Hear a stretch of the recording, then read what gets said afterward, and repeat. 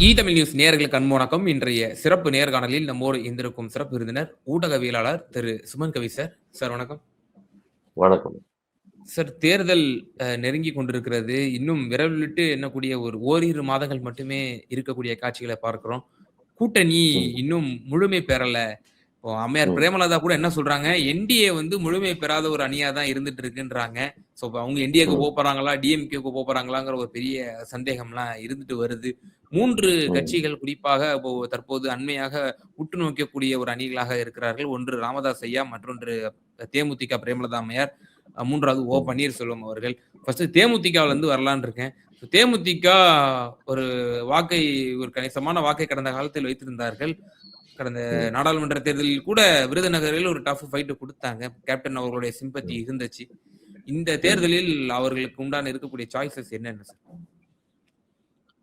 இந்த தேர்தலில் ஏற்கனவே அவர்கள் இருந்த அதிமுக கூட்டணி அப்படிங்கிறது தான் அதுல இருக்கக்கூடிய சரத்து. அவர்களுக்கு ஒரு என்ன சொல்றதுன்னா ஒரு நேச்சுரல் அலையன்ஸ் அல்லது ஏற்கனவே இருந்த அலையன்ஸ் அப்படிங்கிறது.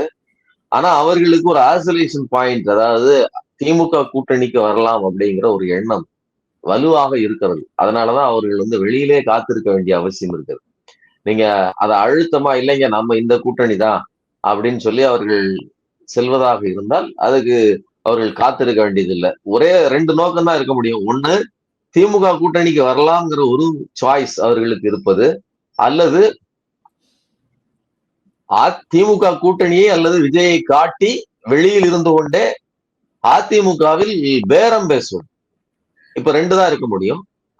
அம்மையார் பிரேமலதாவை பொறுத்தவரையிலும் அல்லது விஜயகாந்தை பொறுத்தவரையிலுமே, விஜயகாந்த் இருக்கும் போதே தானே அந்த கூட்டணிகள் எல்லாம் அமைஞ்சது.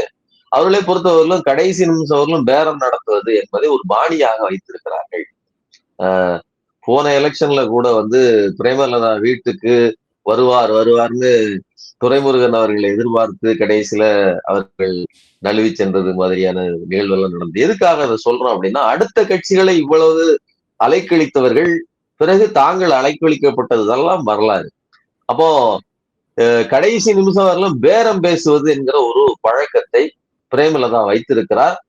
அதுதான் இவர்களை இப்ப வெளியில உட்கார வச்சிருக்குது. அவர்களை பொறுத்தவரையிலும் திமுக கூட்டணிக்கு வருவது என்பது பெரிய லாபத்தை தரும் அப்படின்னு சொல்ல முடியாட்டாலும் சரி, இன்னைக்கு இருக்கக்கூடிய சினாரியோல ஒரு கூட்டணியை வலு சேர்ப்பதற்கு இவர் உள்ளே வந்தால் சேர்த்து கொள்ளலாம் அப்படிங்கிறது நம்மளுடைய கருத்து தான். அவர் என்ன கேட்கிறாரு அப்படின்னு பாத்தீங்கன்னா, 6 சீட்டு ஒரு ராஜ்யசபா சீட் அப்படிங்கிறத அவரு கேட்பாரு. அதை இவர்கள் எப்படி எதிர்கொள்ள போகிறார்கள் அதை அப்படிங்கிறது. ஏன்னா 1% கிட்டதான் 1% தான் இருக்கும்னு நினைக்கிறேன் அவங்களுக்கு வாக்குகள். அந்த 1%ம் ஒரு வேலிடான வாக்குங்கிற அடிப்படையில் அவர்கள் இதை கன்சிடர் பண்ணக்கூடும் திமுகவை பொறுத்தவரை. சரிங்களா? ஆனா தேமுதிக வருகையினால டிஎம்கேவுக்கு என்னென்ன மாதிரியான பலன்கள் இருக்கு, என்னென்ன அட்வான்டேஜஸ் இருக்குங்கிற ஒரு கேள்வி இருக்கு இல்லையா? இப்ப இவங்க எல்லாமே கடந்த தேர்தலில் ஜெயிச்சாங்க. ஆனால் இன்னொன்று பார்க்க வேண்டும், இன்னொரு அணி அமமுகங்கிற ஒரு அணில அவங்க இடம் பெற்று ஓட்டை பிரிச்சாங்க. அதையும் நம்ம பார்க்க வேண்டியது இருக்கு. கடந்த சட்டமன்ற தேர்தல் பொறுத்த வரைக்கும் இவங்க வர்றதுனால டிஎம்கேவுக்கு கூடுதல் அட்வான்டேஜ் தான் நினைக்கிறீங்களா? இல்ல, கூட அடிஷனல் அட்வான்டேஜ் எப்படி நினைக்கிறோம்னா, இது ஒரு பிரேமலதாங்கிற நபர் அவங்கதான் இன்னைக்கு அந்த பொசிஷன்ல இருந்தாலும் இது விஜயகாந்த்ங்கிற ஒரு நடிகர், அவருடைய பிம்பம், அதற்கு இருக்கக்கூடிய வாக்கு வங்கி. இன்னொன்று, அது போக அவர்கள் சார்ந்த காஸ்ட் வாக்கு வங்கி கொஞ்சம் குறிப்பிட்ட அளவிற்கு இருக்குது. அதுல மாற்று கருத்தும் இல்லை. அப்போ விஜயின் ஒரு நடிகருக்கு இருக்கிற அந்த புல்லிங் அந்த வாக்குகள் வெளிப்போறத இது ஓரளவுக்கு தடுத்து நிறுத்தும்.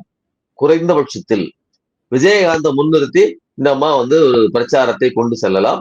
ஒரு இளைஞர் வாக்குகளை, ஏற்கனவே விஜயகாந்துக்கு ஒரு என்ன சொல்றதுன்னா ஒரு வள்ளல், அவர் ஒரு நல்ல மனிதர் அப்படிங்கிற ஒரு பிம்பம் இருக்குது. அதெல்லாம் இதற்கு இந்த வாக்குகளை கூட்டுங்கிறது ஒரு நம்பிக்கை. எந்த விதத்திலும் பாதகம் ஏற்படாது. விஜய் இப்போ ஒரு நெகட்டிவ் அலையன்ஸா இது மாறாது. வந்தா அடிஷன், இல்ல அப்படின்னு சொன்னா நமக்கு பெரிய நஷ்டம் இல்லை. அவ்வளவு அடிப்படை தான் சொல்றேன். இவர்கள் வராததுனால் நமக்கு பெரிய பிரச்சனையாயிடும் அப்படி சொல்லல. வருவதனால் ஒரு சின்ன பூஸ்ட் பேக் போட்டுக்கிட்டது மாதிரி ஒரு வலுவை ஏற்படுத்தும். 100 ஓட்டும் முக்கியம், 10 ஓட்டும் முக்கியம் அப்படிங்கிற அடிப்படையில சொல்றீங்க? ஆமா, கண்டிப்பா. ஒவ்வொரு வாக்குகளும் வெற்றி தோல்வியை தீர்மானிக்கிற ஒரு நெருக்கடியான சூழ்நிலையில் இவர்களுடைய குறுகிய குறைந்த வாக்குகள் கூட பெரிய அளவில் வேலை செய்யும். இன்னொன்னு பரவலாகவும் இருக்கிறது. வட தமிழகத்திலும் அவர்களுக்கு அதிக வாக்குகள் இருக்கிறது. குறிப்பா விஜயகாந்துக்கு பரவலாகவும் வாக்குகள் உண்டு அப்படிங்கிற அளவுல. ஆனா என்னன்னா, இவர்களை சேர்த்துக் கொள்வதில் உள்ள சவால், உள்ள வந்துட்டு இவர்கள் பண்ணுகிற அழிச்சாட்டியத்தை தாங்குவதற்கு நாம் தயாரா, இவர்களை எந்த விதத்தில் கையாளுவது அப்படிங்கிற ஒரு சிக்கல் இருக்கிறது. இதையெல்லாம் கணக்கில் கொண்டு இவரை சேர்த்துக் கொள்வதா என்பதை மேலிடம் தீர்மானிக்க வேண்டும் அப்படிங்கிற என்னுடைய கருத்து. சார் அடுத்தபடியா பார்க்குறோம் பன்னீர்செல்வம் அவர்கள் இது சம்பந்தமாக பன்னீர்செல்வம் அவர்கள் சம்பந்தமாக அவருக்கு வந்து 2 சைட்லயும் டிமாண்ட். பாஜக சைட்ல வந்து பாஜக வந்து உங்களுக்கு ஆளுநர் தரோம், உங்க மகனுக்கு வந்து நாங்க வந்து எம்பி சீட்டோ அல்லது இந்த வாட்டி ஒரு எம்எல்ஏ கேண்டிடேட்டுக்கோ நாங்க போட்டியிட வைக்கிறோம் அப்படின்ற மாதிரிலாம் ஆஃபர் பண்ணுவதாகவும், டிஎம்கே சைடு வந்து டிஎம்கே நல்லாவே ஒரு ரெஸ்பெக்டபிள் பொசிஷன்ல கட்சியிலயும் உங்களுக்கு தரோம், உங்களுக்கு தேனியில் உள்ள இருக்கக்கூடிய சட்டமன்ற தொகுதியிலையும் உங்களுக்கு தர்றோம் அப்படின்ற மாதிரியும் சொல்லப்படுவதாக தொடர்ந்து நமக்கு செய்திகள் வந்து கொண்டு இருக்கின்றது. அமைச்சர் சேகர் பாபு அவர்கள் கூட சபாநாயகர் அறையில் பேசியதாகவும் எல்லாம் நம்ம வந்து 2 நாளுக்கு முன்னாடி செய்திகள்லாம் பார்த்தோம். தொடர்ந்து அவர் ஏற்கனவே நம்முடைய முதலமைச்சர் அவர்களை 2 முறை சந்தித்தார். மரியாதை நிமித்தமான சந்திப்பு என்று கூறப்பட்டாலும் அதில் அரசியல் இருக்கிறது.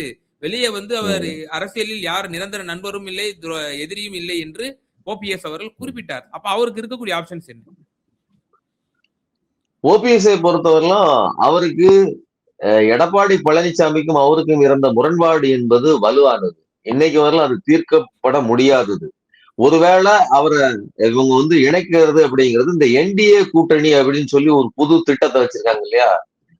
அதிமுக கூட்டணி தான், அவர் தான் மாப்பிள்ள, ஆனா நாங்க தான் கூட்டணி சேர்ப்போம். இது எவ்வளவு முரண்பாடான ஒரு நிலைப்பாடு. இதுதான் இந்த கூட்டணியின் நம்பகத்தன்மையே கட்சிக்காரர்களுக்குள்ளேயே ஏற்படுத்துவது. இதுதான் கூட்டணியை யார் சேர்க்க வேண்டும், கூட்டணிக்கு யார் தலைமை. அவர் தானே, எடப்பாடி பழனிசாமி தானே தமிழ்நாட்டினுடைய பிரதானமான கட்சியான அதிமுகவின் பொதுச் செயலாளர், கட்சி தலைவர். அவர் தானே கூட்டணியை ஒருங்கிணைக்கணும். அந்த வேலையை விட்டுட்டு பியூஷ் கோயல், இப்ப நீங்க சிம்பிளா பாருங்க, சோடேகர் வராரு, அவரு இங்கே எங்களுக்கு என்ன பங்கு இருக்கிறதுன்னு கேட்க வராரு. திமுக கூட்டணியில எங்களுக்கான உரிய இடத்தை கொடுங்கன்னு சொல்லி அதுக்கு ஆலோசனை பண்ண வராரு. பியூஷ் கோயல் அங்கிருந்து பாஜக தரப்புல இருந்து வராரு. இந்த கூட்டணிக்கு யாரெல்லாம் வாங்கன்னு சொல்லி பேரம் பேசுவதற்கு வராரு. அப்போ இந்த கூட்டணி ஆரம்பிக்கும் போது இது தமிழ்நாட்டுக்கான ஒரு கூட்டணி அல்ல. இது ஜெயலலிதா உருவாக்கிய, ஜெயலலிதா வழி நடத்திய, மோடியா லேடியா என்று முன்னிறுத்தி நடத்திய ஒரு அரசியல் அல்ல. இது வடநாட்டு சேட்டுகள் எல்லாம் சேர்ந்து லீசுக்கு எடுக்கப்பட்ட அதிமுகவை வைத்துக் கொண்டு ஒரு பொம்மை முதல்வரை உருவாக்கி கொண்டு தங்கள் இஷ்டத்துக்கு ஒரு ஆட்சியை உருவாக்க நினைக்கிற ஒரு சதி செயல் அப்படிங்கிறத அதிமுக காரர்கள் தெளிவாக புரிந்திருக்காங்க. அதனால இன்னைக்கு அதிமுக முதலமைச்சராக முதல்ல இருந்த ஒரு ஓபிஎஸ் இன்னைக்கு திமுகவுக்கு வர வேண்டிய நிலையில் இருக்கிறார் அப்படின்னு சொன்னா அதற்கு காரணம் அதிமுகவின் அந்த நிலைமை. இப்ப நீங்க போய் ஓபிஎஸ் ஒருவேளை அங்க போய் சேர்ந்தாலும் இவர்கள் கொடுக்குற ஆஃபர் இல்லைங்க பிரச்சனை. அது யாரு கட்சி? அந்த கட்சி இப்ப யாருக்கிட்ட இருக்கு? சொப்பன சுந்தரியை யார் வச்சிருக்கிறா அப்படிங்கிற மாதிரியான ஒரு கேள்வி தானே. அந்த கார் எங்க இருக்குது அப்படிங்கிற மாதிரி இந்த கட்சி இப்ப யாருக்கிட்ட இருக்கு அப்படின்னு சொன்னா பியூஷ் கோயல், அமித்ஷா, மோடிஜி, இந்த மாதிரியான 4-5 குஜராத்தி பன்யாக்களினுடைய கைகள் சிக்கி கொண்டிருக்கிறது. இவங்க வந்து வட்டிக்கு விட்டு இந்த வியாபாரம் பார்க்காங்க இல்லையா, பவன் புரோக்கர் சார்ந்த மாதிரி லீஸுக்கு விட்டு கட்சி நடத்துறதுக்கு ஒரு வியாபாரத்துக்கு வந்து இறங்கி நிக்கிறாங்க. இது மக்களுக்கான அரசியல் அல்ல. இங்க அவங்க கிட்ட இருக்கிற ஒரே ஒரு இது என்னன்னா அரசு அதிகாரம். அது போக அவர்கள் கையில் இருக்கக்கூடிய இந்த இடி, ஐடி மற்றும் சிபிஐ, இன்னைக்கு நீதிமன்றம் எல்லாத்தையும் சேர்த்துக்கணும். இன்னைக்கு நீதிமன்றத்துக்கு தனி இதெல்லாம் இருக்குன்னு நம்ம சொல்ல முடியாது. ஏன்னா ஒவ்வொரு வழக்கையும் கரெக்டா இவர்கள் கூட்டணி நேரத்தில் கொண்டு வந்து சொருகுவதற்கு வாக்காக ஹியரிங் வருதுன்னா அது தானாவா நடக்குது? அப்ப அதெல்லாம் நம்பவா முடியும் என்ன? அதனால ஏன் டிடிவி தினகரனுக்கு அடுத்து வழக்கு வந்து நிக்குது, வழக்கு ஹியரிங் இருக்குது. நம்ம அன்புமணி சின்னையாவுக்கும் அதே பிரச்சனை தான். அப்ப அதனாலதான் அவர்கள் உள்ளே போறாங்க. அதே மாதிரியான நெருக்கடி அப்போ ஓபிஎஸ் நெருக்கடி நேரிடும்ன்றீங்க? கண்டிப்பா. உங்களுக்கு சேகர் ரெட்டிக்கு யாருங்க? சேகர் ரெட்டிக்கும் ஓபிஎஸ்க்கு என்ன தொடர்பு? அப்ப அவர்கள்ட்ட இருந்தக்கூடிய பணம் என்ன? ஒரு டிமானிட்டேஷன் நடந்தப்போ, சரி ஆமா ஆமா ஆமா. எஸ். டிமானிட்டேஷன் நடந்தப்போ பணம் மதிப்பிழப்பு நடந்தப்போ கட்டுக்கட்டாக பணத்தை பிடிச்சது யார் வீட்டுல? 2000 அப்போ ரூபாய்கள். 2000 ரூபாய் நோட்டுகள் இதெல்லாம் இருக்குது. அப்போ இந்த மாதிரியான பிரச்சனைகள் இருக்கும்போது அந்த அவர்கள் மிரட்டுவதற்கு வாய்ப்பு இருக்கு. ஒரே ஒரு விஷயத்தை தான் நாம ஞாபகம் வச்சுக்கணும். எந்த அரசியல்வாதியும் தூய்மையின் மறுவுருவம் கிடையாது. யாரால் பாஜக என்கிற தீய சக்தி எதிர்த்து சண்டையிடுவதற்கு வலி இருக்கிறதோ, இங்க ஒழுக்கமா எங்க 13 லட்சம் ரூபாய் 5 லட்சம் ரூபாய் என்னமோதான் இந்த செந்தில் பாலாஜி மேல இருக்கக்கூடிய ஒரு குற்றச்சாட்டு. ஒரு சின்ன வார்டு கவுன்சிலர் வட்ட செயலாளர் கூட ஒரு சின்ன சின்ன விஷயத்துக்காக 5 லட்சத்தை அசால்ட்டா உருவிடுவான்.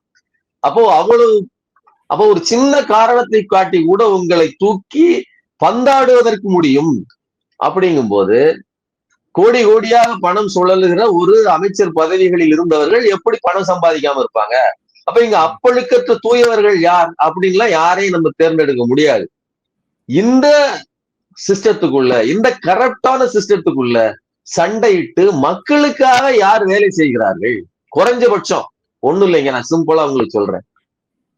ஒரு மிஷினை கொண்டு போய் நீங்க இந்த பால் பண்ணையில கொண்டு போய் சொருவுனீங்கன்னா பாலை உறிஞ்சி எடுத்துரும். நாம பாரம்பரியமா பால் கறக்கிறவங்க என்ன பண்ணுவாங்க, அந்த குட்டியை கொண்டு போய் கொஞ்சோண்டி பால் கொடுப்பாங்க, கொடுத்துட்டு கறப்பாங்க. அந்த பால் சுரப்பதற்கு அந்த குட்டி கொஞ்சோண்டி வேலை செய்யும். அதோட அந்த தாய்மையை இவர்கள் பயன்படுத்துவாங்க. இந்த வாக்கு அரசியலில் இருக்கக்கூடிய மக்களுக்கு நலன் அப்படிங்கிறது இந்த இடையில குட்டிக்கு கொஞ்சோண்டி பால் கொடுக்கிற மாதிரிதான். சரிங்களா? ஆனா ஈவு இரக்கமற்ற இந்த பாஜக மிஷினுக்கு எதுவுமே தெரியாது. கொண்டு போய் சொருவுனீங்கன்னா பாலை ஃபுல்லா உறிஞ்சிடும். அதுக்கு குட்டியோட நலன்லாம் அதுக்கு கிடையாது. அதே மாதிரி மக்கள் நலன் அப்படிங்கிறது இருக்கிற நெருக்கடிக்கு மத்தியில் மக்களுக்கும் ஏதாவது செய்ய வேண்டும், அதை செஞ்சுதான் அரசியல் பண்ணணும்னு ஒரு கட்சி, ஒரு கூட்டம், அது திமுக. எங்களுக்கு எதுவுமே கிடையாது, நாங்க 100 நாள் வேலை திட்டமா அழிச்சு ஒழிச்சிருவோம், நீ வேண்டாம் வேண்டாம்னு சொல்றியா, இருந்தாலும் கூட நாங்க நீட்டை திணிப்போம், உன்னைய படிக்க விட மாட்டோம், உனக்கு மெட்ரோ ரயில் திட்டம் வேணுமா தரமாட்டோம், உனக்கு தண்ணி வேணுமா தரமாட்டோம், உனக்கு நிதி வேணுமா தரமாட்டோம், எப்படியாவது கிடந்து சாகு, ஆனா உன்னைய கூட்டணி வைத்து நாங்க உன்னை அக்குமுலேட் பண்ணிடுவோம்னு சொல்லி ஒரு திட்டத்தோடு நிக்கிற ஒரு கூட்டம்.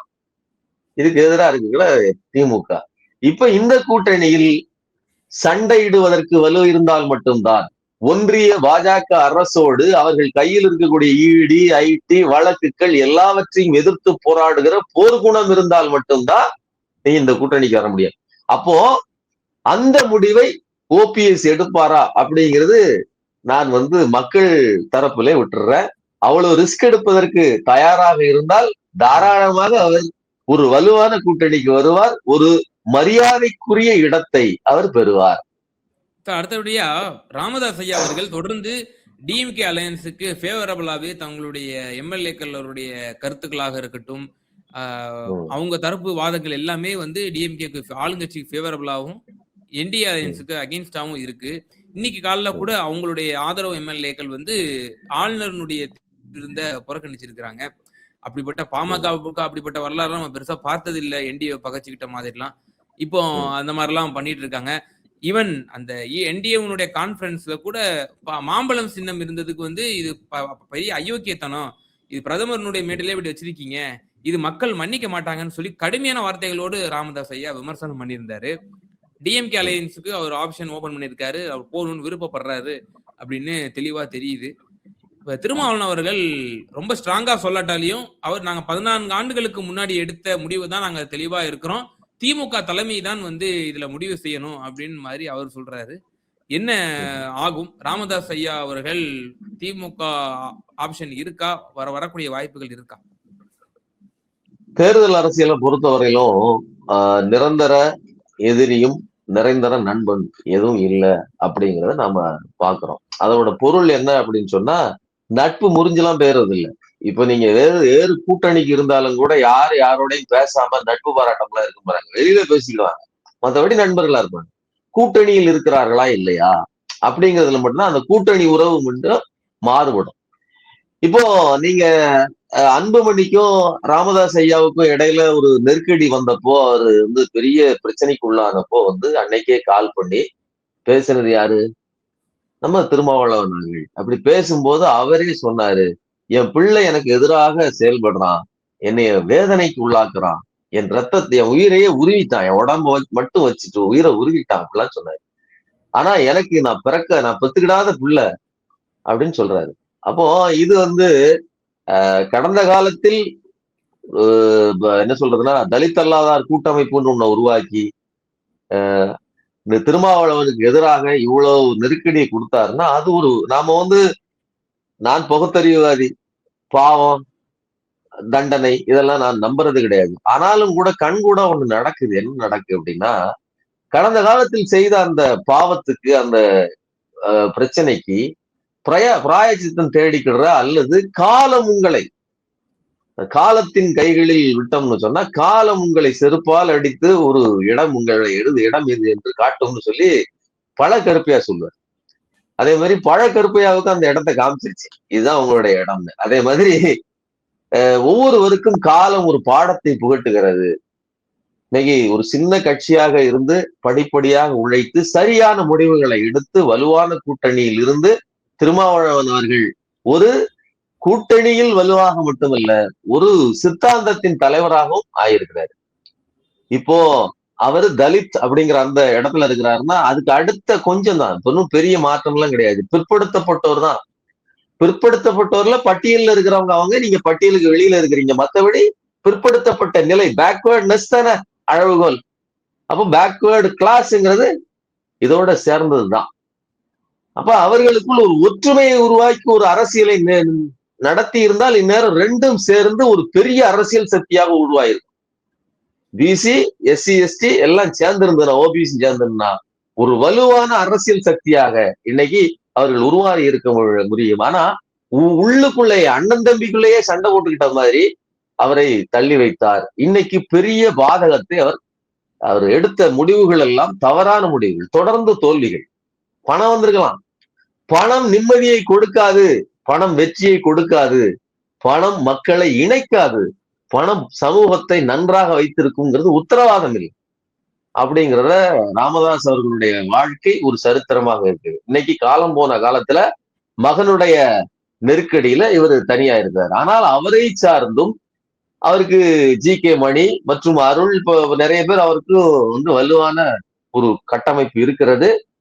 அதை கருத்தில் கொண்டு அவர் இந்த பக்கம் வாரணும்னு ஆசைப்படுறார். அவருக்கு மன்னிப்பு அழைத்து அவரை இணைத்துக் கொள்ள வேண்டுமா வேண்டாமா அப்படிங்கிற அந்த முடிவு என்பது முழுக்க முழுக்க அது விசிக கையில் தான் இருக்கு. விசிக என்ன சொல்றாரு, அவர் ஒண்ணு காசாலாம் சொல்லல, ரொம்ப ஸ்ட்ராங்காவும் சொல்லல. திமுக முடிவு எடுக்கணும். அது என்னன்னா தன்னால் அதை சொல்ல முடியாதுங்கிற நிலைமையில அது திமுக பக்கம் கொடுக்கிறார். திமுக உங்கள் முடிவு என்று விட்டுவிட்டால் ஐயா பெரிய ஐயாவை இணைத்துக் கொள்வதில், அதாவது ராமதாஸ் அவர்களை இணைத்துக் கொள்வதில் அது முழுக்க முழுக்க இவர் திருமாவளவன் அவர்கள் கையில் தான் இருக்கிறது ஒன்று. இன்னொன்று, அவர்கள் தனி சின்னத்தில் போட்டியிடுவார்கள் என்றால் அது ஒரு சின்ன நெருக்கடி ஏற்படுத்தும். அது அவர்களுக்கு இன்னைக்கு ஒரு பெரிய ஹோல்டு இல்லை. அவங்க கையில கண்டிப்பா மாம்பழம் வந்து சேர்வதற்கு வாய்ப்பு இல்லை. வேற ஏதாவது ஒரு சின்னத்தை எடுத்துட்டு வரணும். அதுக்கு உதயசூரியன் சின்னத்தில் நின்றால் அது திமுக என்கிற அந்த அடையாளத்துக்குள் உள்ள வந்துடும் ஒண்ணு. இன்னொன்னு, வாக்களிக்கிற நபர்களுக்கு ஒரு இரட்டை உணர்வு வராது. வன்னியர் மக்களுக்குள்ள திமுகவுக்கு ஆதரவு வலுவாக இருக்கிறது. அப்படி இருக்க போய் தானே 40 சீட்டை எப்படி வெல்ல முடியுது? ஏன் இவர்கள் எல்லாம் இல்லாமலா இருந்தாங்க? யாரு? அன்புமணி ராமதாஸ் இருந்தாரு பாஜக கூட்டணியில, என்னத்தை சாதிச்சுட்டாங்க? அவர் மனைவியே ஜெயிக்க முடியலையே, அவர் மகளை எல்லாம் இறக்கி 20,000 ஓட்டுல தோத்தாங்க. ஆமா, அவன் குடும்பமே இறங்கி நின்னுச்சுங்க. மகள் எல்லாம் இறக்கி விட்டு அந்த அந்த அந்த என்ன சொல்றதுன்னா ஒரு வகையான பாண்டிங் அந்த மக்கள் மத்தியில நாங்க பாருங்கன்னு சொல்லி இந்த எளிய மக்களோடு சேர்ந்து நின்னாங்க. நாங்க பெரிய வீட்டு பசங்க, நாங்க உங்களுக்கு தெருவா வாரணுங்களா. ஆனாலும் கூட மக்கள் ஓட்டு போடலையே. அப்போ இவர் வந்து ஒரு ஆடட் இன்கிரீடியன்ட் தான். இவர்களை சேர்ப்பதெல்லாம் கூடுதல் நன்மை கிடைக்குங்கிற அடிப்படையில் தான் சேர்க்கலாமேன்னு சொல்றமே தவிர இவர்கள் இல்லைன்னா அங்க ஒண்ணுமே கிடையாது அப்படிங்கிற நிலைமை இல்லை. சரிங்களா? அதனால அதை வந்து முடிவெடுப்பதன் மூலமாக இன்னொன்னு, இது ஒரு வேளை நான் சிம்பிளா சொல்றேன், எலி தவளை கூட்டணி அப்படிங்கிறது அது கடந்த காலத்தில் இருந்திருக்கலாம். ஒரு உளவியலாக மாற்றம் நடந்து ஒரு கருத்தியல் மாற்றத்துக்கும் தயாராக இருப்பதாக இருந்தால், நாளைக்கு 2 பேரும் ஒன்றா சேர்ந்து ஒரு அரசியலை முன்னெடுப்பதாக இருந்தால், குறைந்தபட்சம் அது எதிர்காலத்துக்கு ஒரு நன்மை. வன்னியர் மக்களையும் தலித் தாழ்த்தப்பட்ட மக்களையும் ஒன்றிணைக்கிற ஒரு புள்ளியை உருவாக்கும். இருக்கிற காலங்கள்ல 2 பேரும் சரியாக இணைந்து செயல்பட்டலாம். திமுகன்னு சொல்லல, திமுக மட்டும்னு சொல்லல. இந்த கோஅலிஷன் கூடுதலான ஒரு நன்மை கொடுப்பதற்கு வாய்ப்பு இருக்கலாம். ஒரு எக்ஸ்பெரிமெண்ட் தானே. கடந்த காலத்துல இப்ப என்ன எக்ஸ்பெரிமெண்ட்ங்கிறது வேறங்க. 2 பேரும் வலுவா இருந்தாங்க, செஞ்சாங்க. இன்னைக்கு அப்படி இல்ல. அவரு ஒரு சபார்டினேட்டா இயங்க வேண்டிய ஒரு சூழல் வந்திருக்குது. அப்போ அவர் தன்னுடைய இறுக்கமான சாதிய அந்த மேட்டிமையை தூக்கி பிடிக்காமல் சமூக நீதி புள்ளியிலிருந்து இயங்க முடியும். வாய்ப்பு இருக்கு. அப்படி செய்யணும். அப்படி செஞ்சா கடந்த காலத்துல செஞ்ச அந்த பாவத்துக்கு அல்லது குற்றத்துக்கு ஒரு பிராயச்சித்தமா இது இருக்கும். அதுக்கு திரும்ப இடம் கொடுப்பாரா அப்படிங்கிறது அது அவருடைய சாய்ஸ் தான். நிச்சயமா சார். சமகால அரசியல் சூழ்நிலை குறித்து ரொம்ப தெளிவா எங்க நேயர்களுக்கு உங்களோட கருத்துக்களை பகிர்ந்தீங்க. ரொம்ப நன்றி. நன்றி.